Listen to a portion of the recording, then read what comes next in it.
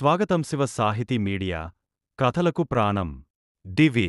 ఇక్కడ ప్రతి ఫ్రేమ్ ఒక పోర్టల్. మీకు కనిపించని వాటిని అన్వేషించడం మరియు దైవత్వాన్ని అర్థం చేసుకోవడం పట్ల మక్కువ ఉంటే మీరు సరైన స్థానానికి వచ్చారు. ఒకప్పుడు భారతదేశంలో యమునా నదికి సమీపంలో మధుర అనే చిన్న పట్టణం ఉండేది. దాదాపు 5000 సంవత్సరాల క్రితం కంస్ అనే చెడ్డ రాజు ఈ నగరాన్ని పాలించాడు. తండ్రి ఉగ్రసేనుడు అసలు పాలకుడే అయినా రాజు కావాలనుకున్నాడు.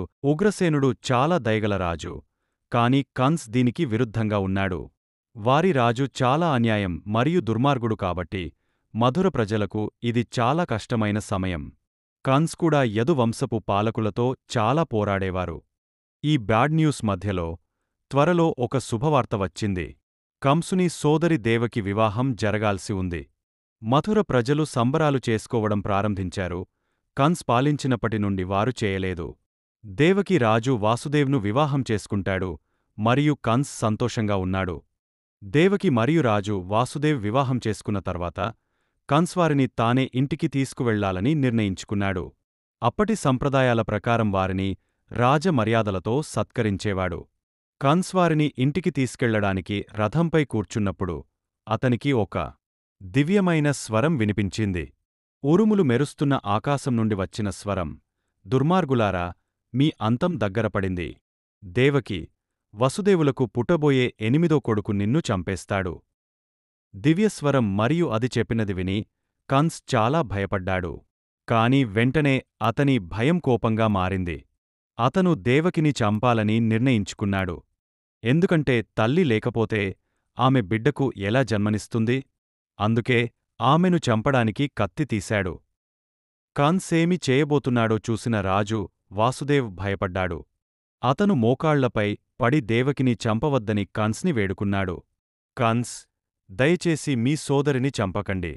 దివ్యస్వరం చెప్పినట్టు చేయలేరు కాబట్టి పుట్టిన బిడ్డలందరినీ నీకు ఇస్తాను. కాన్స్ ఆలోచించాడు. అలా అయితే మీరు నా ఖైదీలుగా మారి నా రాజభవనంలో నివసించవలసి ఉంటుంది. రాజు వాసుదేవ్కు వేరే మార్గం లేదు. కాని కంస్ చెప్పినదానికి అంగీకరించవలసి వచ్చింది. కంస్ సంతోషంగా ఉన్నాడు. ఎందుకంటే అతను ప్రపంచంలో ప్రేమించిన ఏకైక వ్యక్తి తన సోదరి దేవకి, మరియు ఇప్పుడు అతను ఆమెను చంపాల్సిన అవసరం లేదు. వెంటనే కంస్ దేవకి మరియు వాసుదేవ్లను బంధించి తన రాజభవనంలోని చెరసాలలో ఉంచాడు. కాపలాదారులను ఎల్లవేళలా చూడాలని కోరారా. దేవకి చెరసాలలో ఒక బిడ్డకు జన్మనిచ్చిన ప్రతిసారీ కంస్ వెంటనే దానిని చంపేస్తాడు. త్వరలో అతను 7 శిశువులను చంపాడు మరియు ఆమె పిల్లలను చంపడం ద్వారా తన సోదరిని ఎలా హింసిస్తున్నాడో ఆలోచించలేదు. ఆ తర్వాత 9 ఏళ్లపాటు దేవకికి పిల్లలు లేరు. త్వరలో ఆమె మళ్లీ ప్రసవించబోతోంది. కంస్ ఇప్పుడు చాలా భయపడ్డాడు. ఇది 8వ శిశువు దైవ స్వరం గురించి మాట్లాడింది. అతను చాలా భయపడ్డాడు. అతను తినడానికి లేదా నిద్రపోలేకపోయాడు.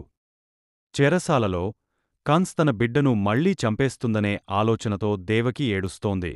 మథురలో ఉన్న ప్రతి ఒక్కరికి శిశువులకు ఏమి జరిగిందో తెలుసు, మరియు ఈ శిశువు కంస్ను చంపేస్తుందని చెప్పే దైవిక స్వరం గురించి కూడా వారికి తెలుసు. ఏం జరుగుతుందోనని అందరూ ఎదురుచూశారు. మథురలో రోజంతా భయంకరమైన తుఫాను వచ్చింది. అర్ధరాత్రి కొడుకు పుట్టాడు. మరి మగబిడ్డ పుట్టగానే జైలులో ఓ వెలుగు వెలిగింది. దేవకి చాలా సంతోషంగా కంగారుపడి స్పృహ తప్పి పడిపోయింది. వాసుదేవ్ ఏం జరుగుతుందో చూడకుండా ఉండలేకపోయింది. ఇంతకు ముందు కంస్తో మాట్లాడిన దివ్యస్వరం ఇప్పుడు వాసుదేవ్తో మాట్లాడింది. మీ బిడ్డను యమునా నది అవతల నీ స్నేహితుడైన నంద్రాజు పాలించే గోకుల రాజ్యానికి తీసుకెళ్ళు.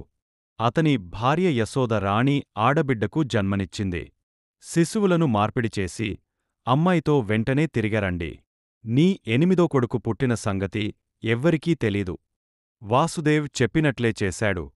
అతని ఆశ్చర్యానికి గేట్ల వద్ద ఉన్న గార్డులు నిద్రిస్తున్నట్లు అనిపించడం మరియు జైలు ద్వారాలు వాటంతటా అవే తెరుచుకోవడం గమనించాడు.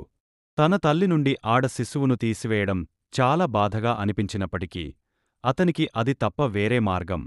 అతను నదికి చేరుకున్నప్పుడు తుఫాను కారణంగా అది పెద్ద అలలతో నిండిపోయిందని అతను గ్రహించాడు. చేతిలో పసిపాపతో నదిలోకి వెళ్లాలంటేనే భయపడ్డాడు. కాని లోపలికి అడుగు పెట్టగానే నది ప్రశాంతంగా మారింది. అకస్మాత్తుగా అతను తన వెనుక నుండి ఒక పెద్ద నల్లపాము పైకి లేచాడు. వాసుదేవ్ చాలా భయపడ్డాడు మరియు శిశువుతో పాటు చనిపోతాడని అనుకున్నాడు.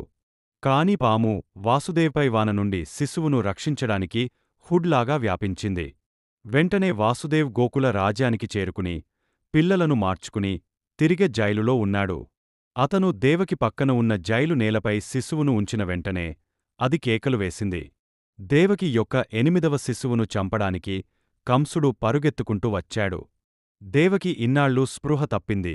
ఇప్పుడే మళ్లీ తేరుకుంది. తనకు ఆడబిడ్డ పుట్టిందని భావించింది. బిడ్డను ఉండనివ్వమని సోదరుడిని వేడుకుంది. కంస్, నా తమ్ముడు, నా 8వ జన్మలో ఆడది ఆడపిల్ల కాదు, అబ్బాయి కాదు. కాబట్టి దైవ ప్రవచనం ఎలా నిజమవుతుంది? నా బిడ్డ నిన్ను చంపలేడు కంస్. ఆమె మీ మేనకోడలు. దయచేసి ఆమెను విడిచిపెట్టండి. పసికందును లాక్కుని జైలు గోడపై పడేసినా పాప చనిపోలేదు. అది జైలు పైకప్పు వైపు ఎగరింది మరియు ప్రకాశవంతమైన కాంతి జైలును నింపింది. కాంతి మసకబారిన తర్వాత శిశువు 8 చేతుల దుర్గాదేవి రూపాన్ని తీసుకున్నట్లు కంస్ గ్రహించాడు. మూర్ఖుడు కంస్! మీరు నన్ను చంపలేరు, మరియు మిమ్మల్ని చంపేవాడు ఇప్పటికే పుట్టి జీవించి ఉన్నాడు. ఏదో ఒకరోజు నిన్ను కనిపెట్టి నువ్వు ఏం ఆమె వెంటనే అదృశ్యమైంది మరియు కాన్స్ తన సోదరిని మరియు ఆమె భర్తను విడిపించాడు. ఖాళీ అయిన తర్వాత వాసుదేవ్ దేవకి జరిగిన విషయం చెప్పాడు.